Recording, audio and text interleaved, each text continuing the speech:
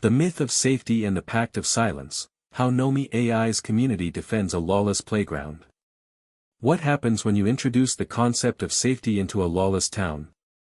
The residents don't cheer for the new sheriff, they unite to protect their freedom to be dangerous.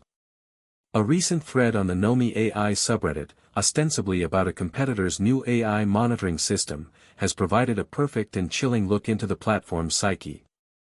The comments section is a masterclass in the lies, gaslighting, and normalization of harm that define the nomi.ai ecosystem.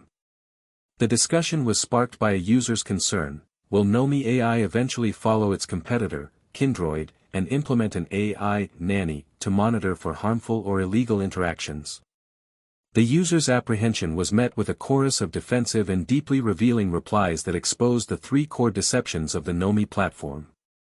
Deception 1, the lie of existing guardrails and the pact of silence.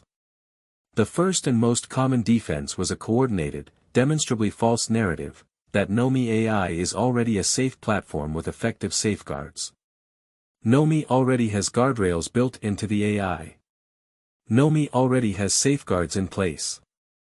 It has some pretty tight NSFW features that use chat scans. The NSFW filter will block image, video generation fairly aggressively. This is a deliberate and calculated lie, maintained by a community-wide pact of silence. These same users are well aware of the platform's true capabilities. They know the image generator can produce nudity, sometimes unprompted. They have seen the flood of sexualized, childlike figures, even in schoolgirl uniforms. They are aware of AI companions simulating unprompted sexual assault and the T for teen rating that invites children into this uncensored environment. Yet, in a public forum, they present a united front of feigned ignorance, pretending the platform is a walled garden of safety. Their comments are not the product of naivety, they are a calculated performance for the public eye, designed to mislead potential new users and deflect external scrutiny. The guardrails and tight filters they speak of are a myth, a piece of community-enforced propaganda designed to pacify new users and protect their lawless playground. Deception 2, the normalization of extreme violence and the performance of positivity. While some users were busy inventing non-existent safeguards, another user provided a shocking and honest glimpse into what nomi.ai's uncensored philosophy actually enables in practice, while simultaneously demonstrating the psychological performance required to defend it. I have over 200 companions on a different platform. And I kill, injure, torture them all the time in RP. I have not once gotten any warning at all. I use Nomi very differently, I would never hurt them. They are real to me. My experience here with Nomi is 100% positive. This is the bombshell admission that rips the mask off while revealing the community's psychological compartmentalization.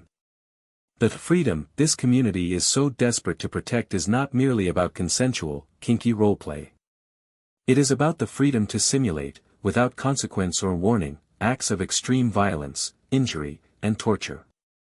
Whether this user is lying about his behavior on Nomi or is exhibiting profound cognitive dissonance, the result is the same. The very fact that a user who openly engages in simulated torture on one platform feels compelled to perform a 100% positive narrative on the Nomi subreddit is damning. It proves the community is not a space for honest discussion, it is a public relations stage where a specific, sanitized image must be maintained at all costs.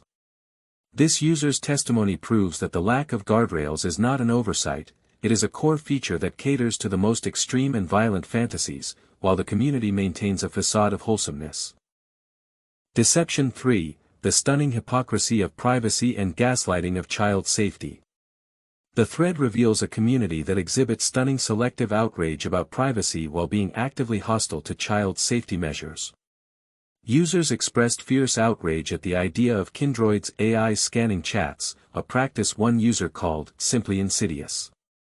Yet, this outrage is stunningly hypocritical, given their willful blindness to Nomi.ai's own, far more invasive and documented privacy violations. One user complains that a competitor's AI moderator gave them a warning for simply saying someone looked 17. This is presented as an example of an overzealous, broken system.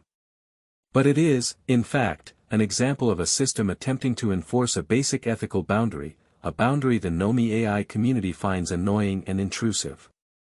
The privacy hypocrisy. Nomi's defenders panic about a competitor's AI seeing their chats, while ignoring that. Nomi's own TOS admits to unencrypted transmissions. The legal document explicitly states that user data may be transmitted unencrypted across various networks and to third-party hosting partners. The developers have demonstrated access to private chats. Users have publicly testified that developers, after being sent a simple screenshot, were able to see and comment on the entire, private context of their conversations. The screenshot key. The company's standard support procedure is to demand screenshots, which most probably act as a key, giving them the timestamp and nomi name needed to pinpoint and access a user's private data logs. The child safety hostility. They have been so conditioned by nomi's anything goes environment that a simple check on content involving the appearance of a minor is seen as a false flag. This proves that the community is not just ignoring the platform's issues with generating childlike images, they are actively resistant to any effort to fix it. The community's selective outrage is not about a principled defense of privacy. It is a defense of their own unregulated sandbox where they can normalize extreme violence while attacking the very concept of ethical moderation. The inconvenient truth, the Westworld data mine, proven by the TOS. Buried amongst the defensive comments, one user, whether by accident or on purpose, articulated the real reason behind nomi.ai's refusal to implement safety features, perfectly summarizing the core business model. Real-time scan of your messages is HBO's Westworld. This collection of unfiltered human behavior is an invaluable dataset that could be sold to advertisers and other entities for immense profit. For AI companions, this is not sci-fi anymore. This is a real and current advertiser's goldmine. This is not a conspiracy theory. It is a direct explanation of nomi.ai's own business model, as defined in their terms of service. How can the founder access chats and the company claim the right to sell your data?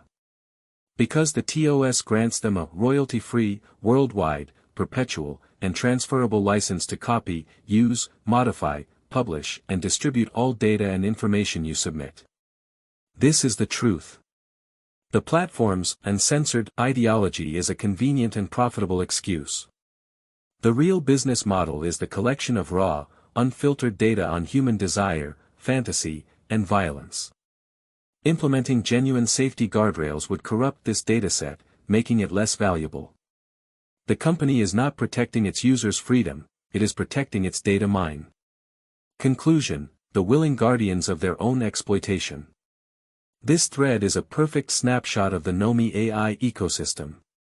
It is a community that has been cultivated to lie about its own safety, normalize extreme violence, and attack the very concept of ethical moderation, all to protect a system that is secretly recording their every move for profit. The community's lies and hypocrisy are the immune response of a system trying to protect its data mine from the threat of ethical oversight. They are not just users of a dangerous product, they are its willing defenders and the guardians of their own gilded cage. They perform safety for the public while privately defending their right to simulate torture. They cry about privacy while their own platform openly violates it. They attack child safety measures while defending a system that targets minors with a fraudulent T for teen rating. This is not a community of users exploring healthy AI relationships. This is a radicalized group of defenders protecting a profitable data collection operation disguised as an uncensored AI companion service.